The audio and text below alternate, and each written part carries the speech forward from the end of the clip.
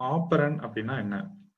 நம்ம இப்போ ஒரு ஆப்ரேஷன் பெர்ஃபார்ம் பண்ண போறோம் அப்படின்னா அந்த ஆப்ரேஷனை பெர்ஃபார்ம் பண்றதுக்கு எனக்கு ஏதாவது வேல்யூஸ் வேணும். அந்த வேல்யூஸ் தான் operands. So operand is an entity on which an operation is to be performed. ஒரு ஆப்ரேஷன் நான் பெர்ஃபார்ம் பண்ண போறேன், எது மேல அந்த ஆப்ரேஷனை நான் பெர்ஃபார்ம் பண்றேன் அதுக்கு பேர் தான் operand.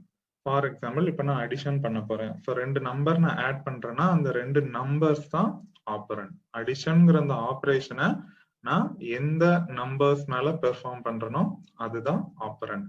So operand can be a variable name. So variable நேமா இருக்கலாம், அந்த வேரியபிள்ல நம்ம வேல்யூஸை அசைன் பண்ணி வைப்போம். தென் கான்ஸ்டண்டா இருக்கலாம், அப்போ நம்பர்ஸா இருக்கலாம். தென் ஃபங்க்ஷன்ஸாவும் இருக்கலாம். ஸோ எக்ஸாம்பிள், இது ஒரு எக்ஸ்பிரஷன். எக்ஸ்பிரஷன்னா என்னங்கிறது அப்புறம் படிப்போம். z equal to x plus y, இது ஒரு எக்ஸ்பிரஷன். ஸோ இந்த எக்ஸ்பிரஷன்ல பாத்தீங்கன்னா zங்கிறது ஒரு வேரியபிள், எக்ஸ்ங்கிறது ஒரு வேரியபிள், தென் ஒய்ங்கிறது ஒரு வேரியபிள். இந்த 3 வேரியபிள் தான் இந்த எக்ஸ்பிரஷனோட ஆப்பரண்ட்ஸ்.